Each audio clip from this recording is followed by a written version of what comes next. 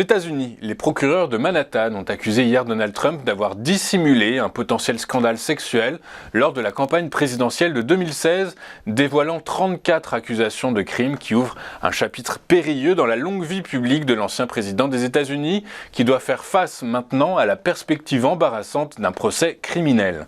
Après avoir plaidé non coupable, le républicain, de retour dans sa luxueuse résidence en Floride, a finalement qualifié d'insulte à la nation sa mise en accusation. Le seul crime que j'ai commis, c'est de défendre courageusement notre nation contre ceux qui cherchent à la détruire, a assuré l'ancien magnat des affaires devant des militants arborant des casquettes rouges et autres accessoires classiques de ses meetings de campagne. Candidat pour la troisième fois à la Maison-Blanche, Donald Trump est reparti libre sans contrôle judiciaire du tribunal de Manhattan et va désormais tout tenter pour éviter l'épreuve d'un procès qui pourrait intervenir dès janvier 2024, juste avant la primaire républicaine.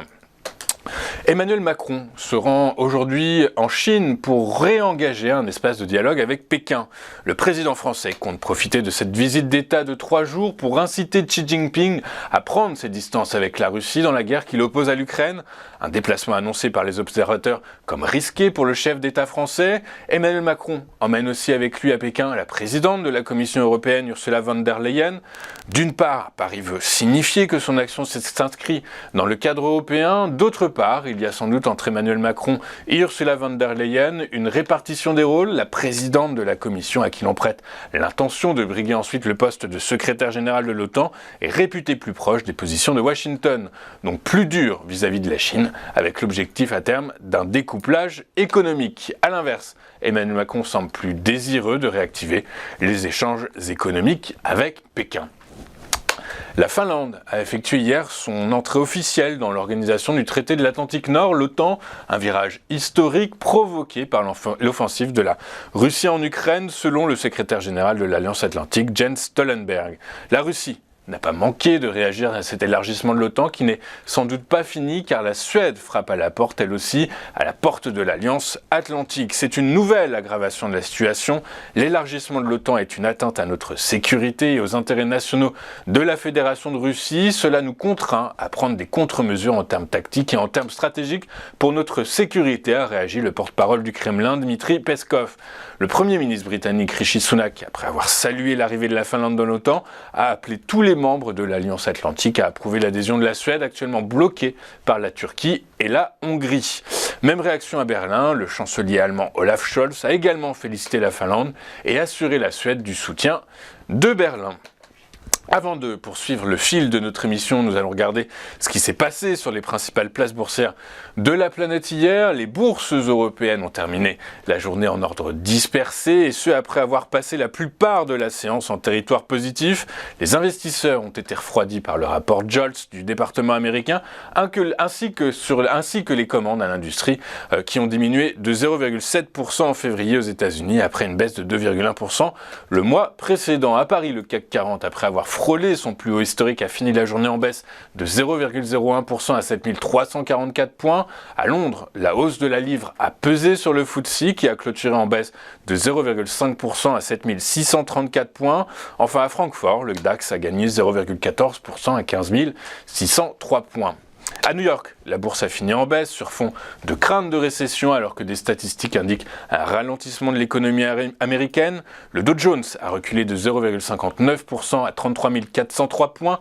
Le S&P 500 a plié de 0,58% à 4100 points et le Nasdaq Composite a cédé lui 0,52% à 12 126 points. En Asie ce matin, la bourse de Tokyo a fini en baisse après 3 séances consécutives de hausse, pénalisée par l'appréciation du yen et les craintes d'une récession aux États-Unis ayant affecté les secteurs de l'automobile et de l'énergie. Le Nikkei a perdu 1,68% à 27 813 points. En France, les biens de consommation ont pris 0,66%, bien aidés en cela par les valeurs du luxe. Les financières ont gagné 0,31%. A l'inverse, l'énergie a cédé 1,43% sur fond de repli des cours du pétrole. Les matériaux de base ont perdu 0,49%. Dans le détail, SES-imagotag a fini en tête du SBF 120 après avoir été boudé par les investisseurs depuis le début de l'année. Le titre prend plus de 5% sur les 5 dernières séances à 112,20 €. Alstom a fini bon dernier, pénalisé par des prises de bénéfices après 6 séances consécutives de hausse. L'action du groupe industriel a reculé de 5,53% à 23,60 €. 0,74. Les rendements obligataires à court terme ont reculé suite à la publication du rapport Jolts, ce dernier laissant entrevoir un refroidissement du marché du travail américain, ce qui pourrait amener la Fed à assouplir sa politique monétaire. Le rendement du Bund allemand à 2 ans a cédé 2 points de base pour clôturer à 2,633%, tandis que son équivalent américain perd 12 points de base à 3,863%. Le rendement du Bund du Trésor à 10 ans s'est négocié lui à la clôture à 3,3405% en baisse de 9 points de base. Sur le Forex, le dollar pâtit des perspectives de fin imminente du cycle de resserrement monétaire de la Fed. L'euro s'est apprécié face au dollar américain de 0,52% à 1,0952 $. Après avoir bondi de plus de 6% la veille, les cours du pétrole ont clôturé la séance sur une note de stabilité tiraillée entre les coupes de production surprises de plusieurs membres de l'Alliance OPEP+, et les inquiétudes du marché sur la demande plutôt que sur l'offre. Le prix du baril de Brent de la mer du Nord pour livraison en juin a cédé 0,45% à 84,55 $. Le baril de West Texas Intermediate, le WTI américain avec échéance en mai, a lui grappillé 0,36% à 80,71